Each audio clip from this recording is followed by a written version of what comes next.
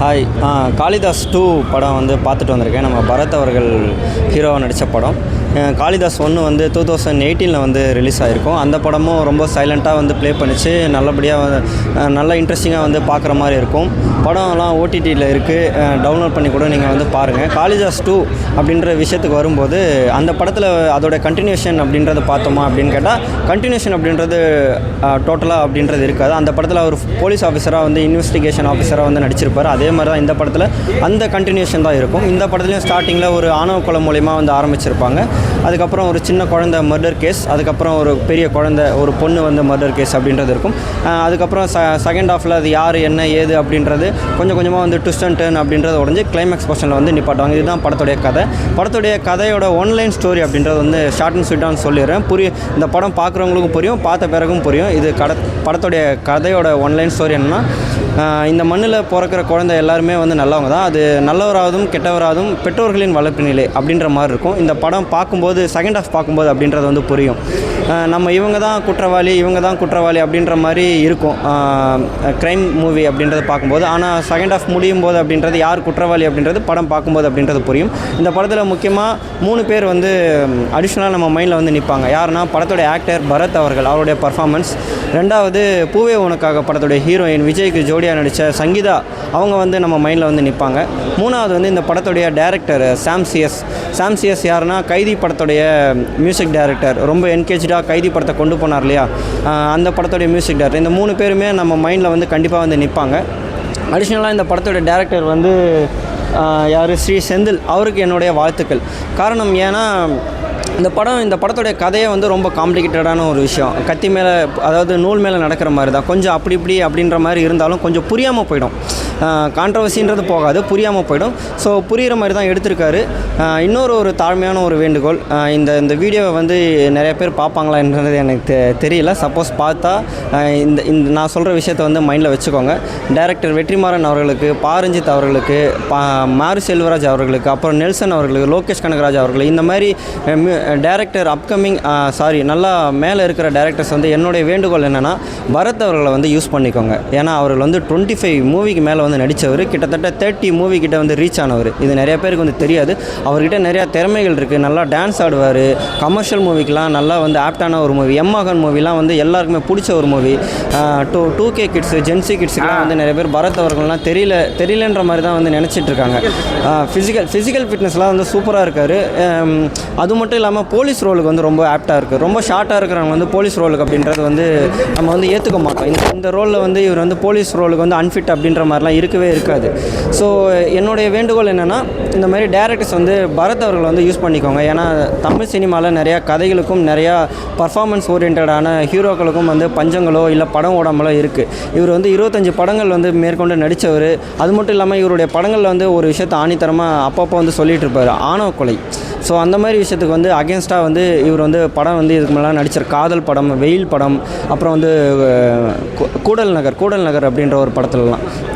So அப்படின்ற ஒரு படம் மூலயமா வந்து ரீச் ஆனவர். ஸோ மறுபடியும் நான் என்னோடய தாழ்மையான வேண்டுகோள், பரத் அவர்களை வந்து அன்ரேட்டட் அப்படின்றது பண்ணாதீங்க. இந்த படம் வந்து ரொம்ப என்கேஜிங்காக இருக்குது. ஃபர்ஸ்ட் ஆஃப் வந்து ஸ்டார்டிங்லேருந்து இன்டர்வல் வரைக்கும் போகிறதே வந்து தெரில. அப்படியே கண்ணு மிக்கிற நேரத்தில் வந்து ஃபர்ஸ்ட் ஆஃப் அப்படின்றது போது, செகண்ட் ஆஃப் தான் கொஞ்சம் இன்வெஸ்டிகேஷன் போகிறதுனால கொஞ்சம் லேக் அடிக்கிற மாதிரி அப்படின்றது இருக்கும்.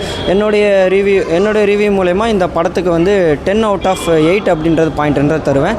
மீதி 2 பாயிண்ட் ஏன் அப்படின்றது தரலன்னா, த்ரில்லர் மூவிக்கான கேமரா ஆங்கிள்னு ஒன்று இருக்கும். அந்த கேமரா ஆங்கிள் வந்து கொஞ்சம் வந்து மிஸ் ஆன மாதிரி இருக்குது. ரெண்டாவது பாயிண்ட் அப்படின்றது, இந்த த்ரில்லர் மூவிக்கு வந்து முடிச்சுகளை வந்து அவுக்கிறது. அந்த முடிச்சுகளை அவுக்கிறது வந்து இன்னுமே கொஞ்சம் என்கேஜிங்காக கொடுத்துருந்தாங்க அப்படின்னா, இது ஒரு ராட்சசன் படத்தை வந்து பீட் பண்ணுற மாதிரியோ இல்லை ராட்சசன் படத்துக்கு ஈக்குவலான ஒரு ஸ்டேஜில் வந்து நிற்கிற மாதிரியோ அப்படின்றது இருக்கும். இதுதான் என்னுடைய ரிவ்யூ. என்ன பிரதர், ட்ரோன் ஷாட்லாம் வந்து நிறையவே யூஸ் பண்ணியிருக்காங்க. ட்ரோன் ஷாட் அப்படின்றது படத்தோடைய ஸ்டார்டிங்கே வந்து ஜூம் இன் ஜூம் அவுட்லேருந்து ஸ்டார்ட் பண்ணியிருப்பாங்க. அதே மாதிரி படத்தோட எண்டில் வந்து ட்ரோன் ஷாட்டில் தான் வந்து முடிச்சிருப்பாங்க. ட்ரோன் ஷாட் அப்படின்றது நிறைய யூஸ் பண்ணியிருக்காங்க. இது அப்பார்ட்மெண்ட்டில் நடக்கிற ஒரு இன்சிடென்ட் அப்படின்ற மாதிரி நிறையா ட்ரோன் ஷாட் அப்படின்றத யூஸ் பண்ணியிருக்காங்க. கேமரா ஆங்கிள், த்ரில்லர் மூவிக்கான கேமரா ஆங்கிள் கொஞ்சம் வந்து இன்னுமே என்கேஜிங்காக கொடுத்துருந்தாங்க அப்படின்னா இன்னுமே ரொம்ப ஃபுல்ஃபில்லாக இருந்திருக்கும். நல்லா இருக்குங்க சார். என்ன மாதிரி கதை சார்? க்ரைம் த்ரில்லர் தான். ட்விஸ்ட்டு நிறைய இருந்தது. நடிப்பு அப்படிங்கிறது இதில் வந்து பார்த்திங்கன்னா ஜென்ரலாக எல்லாத்தோட ஆக்டிங் நல்லா இருந்ததுங்க. எல்லாத்துக்குமே சூப்பர். பரத்துடைய ஆக்டிங் நல்லா இருக்குது. வேறு அப்புறம் வந்து பார்த்திங்கன்னா அந்த போலீஸ் ரோலில் நடிச்சிருந்த ஹீரோயின் அவங்களது, அப்புறம் சங்கீதா எல்லாமே நல்லா ட்விஸ்ட் இருந்ததுங்க. பிடிச்சிருந்து ஒன் டைம் ஆச்சு பார்க்கலாம், தாராளமாக பார்க்கலாம். காமெடி எல்லாம் கிடையாது sir. From the beginning to the end சீரியஸாக போகுது. நல்ல எக்ஸ்பெக்டேஷனை ஃபுல்ஃபில் பண்ணுற அளவுக்கு இருக்குது. ஃபைனல் ட்விஸ்ட்டு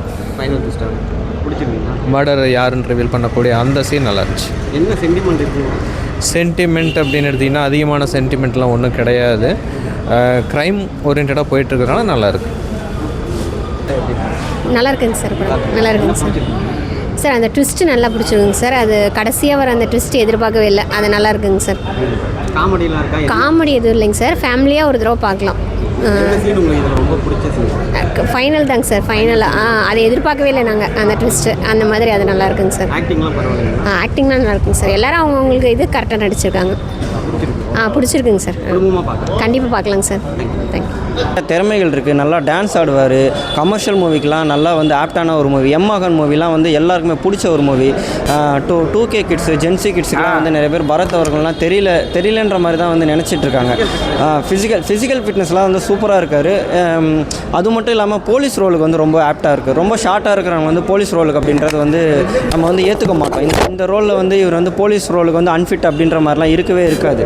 ஸோ என்னுடைய வேண்டுகோள் என்னென்னா, இந்த மாதிரி டேரக்டர்ஸ் வந்து பரத் அவர்கள் வந்து யூஸ் பண்ணிக்கோங்க. ஏன்னா தமிழ் சினிமாவில் நிறையா கதைகளுக்கும் நிறையா பர்ஃபார்மன்ஸ் ஓரியன்டான ஹீரோக்களுக்கும் வந்து பஞ்சங்களோ இல்லை படம் ஓடாமலோ இருக்குது. இவர் வந்து 25 படங்கள் வந்து மேற்கொண்டு நடித்தவர்.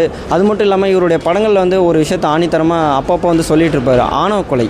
ஸோ அந்த மாதிரி விஷயத்துக்கு வந்து அகேன்ஸ்டாக வந்து இவர் வந்து படம் வந்து இதுக்கு மேலே நடிச்சிரு காதல் படம், வெயில் படம், அப்புறம் வந்து கூடல் நகர் அப்படின்ற ஒரு படத்துலலாம். ஸோ அப்படின்ற ஒரு படம் மூலயமா வந்து ரீச் ஆனவர். ஸோ மறுபடியும் நான் என்னோடய தாழ்மையான வேண்டுகோள், பரத் அவர்கள் வந்து அன்ரேட்டட் அப்படின்றது பண்ணாதீங்க. இந்த படம் வந்து ரொம்ப என்கேஜிங்காக இருக்குது. ஃபஸ்ட் ஆஃப் வந்து ஸ்டார்டிங்லேருந்து இன்டர்வல் வரைக்கும் போகிறதே வந்து தெரில. அப்படியே கண்ணு மிக்கிற நேரத்தில் வந்து ஃபஸ்ட் ஆஃப் அப்படின்றது போது, செகண்ட் ஆஃப் தான் கொஞ்சம் இன்வெஸ்டிகேஷன் போகிறதுனால கொஞ்சம் லேக் அடிக்கிற மாதிரி அப்படின்றது இருக்கும். என்னுடைய ரிவ்யூ மூலயமா இந்த படத்துக்கு வந்து 10 out of 8 அப்படின்றது பாயிண்ட்ன்றது தருவேன். மீதி 2 பாயிண்ட் ஏன் அப்படின்றது தரலன்னா, த்ரில்லர் மூவிக்கான கேமரா ஆங்கிள்னு ஒன்று இருக்கும். அந்த கேமரா ஆங்கிள் வந்து கொஞ்சம் வந்து மிஸ் ஆன மாதிரி இருக்குது. ரெண்டாவது பாயிண்ட் அப்படின்றது, இந்த த்ரில்லர் மூவிக்கு வந்து முடிச்சுகளை வந்து அவுக்கிறது. அந்த முடிச்சுகளை அவுக்கிறது வந்து இன்னுமே கொஞ்சம் என்கேஜிங்காக கொடுத்துருந்தாங்க அப்படின்னா, இது ஒரு ராட்சசன் படத்தை வந்து பீட் பண்ணுற மாதிரியோ இல்லை ராட்சசன் படத்துக்கு ஈக்குவலான ஒரு ஸ்டேஜில் வந்து நிற்கிற மாதிரியோ அப்படின்றது இருக்கும். இதுதான் என்னுடைய ரிவ்யூ. என்ன பிரதர்? ட்ரோன் ஷாட்லாம் வந்து நிறையவே யூஸ் பண்ணியிருக்காங்க. ட்ரோன் ஷாட் அப்படின்றது படத்தோடைய ஸ்டார்டிங்கே வந்து ஜூம் இன் ஜூம் அவுட்லேருந்து ஸ்டார்ட் பண்ணியிருப்பாங்க. அதே மாதிரி படத்தோட எண்டில் வந்து ட்ரோன் ஷாட்டில் தான் வந்து முடிச்சிருப்பாங்க. ட்ரோன் ஷாட் அப்படின்றது நிறைய யூஸ் பண்ணியிருக்காங்க. இது அப்பார்ட்மெண்ட்டில் நடக்கிற ஒரு இன்சிடென்ட் அப்படின்ற மாதிரி நிறையா ட்ரோன் ஷாட் அப்படின்றத யூஸ் பண்ணியிருக்காங்க. கேமரா ஆங்கிள், த்ரில்லர் மூவிக்கான கேமரா ஆங்கிள் கொஞ்சம் வந்து இன்னுமே என்கேஜிங்காக கொடுத்துருந்தாங்க அப்படின்னா இன்னுமே ரொம்ப ஃபுல்ஃபில்லாக இருந்திருக்கும்.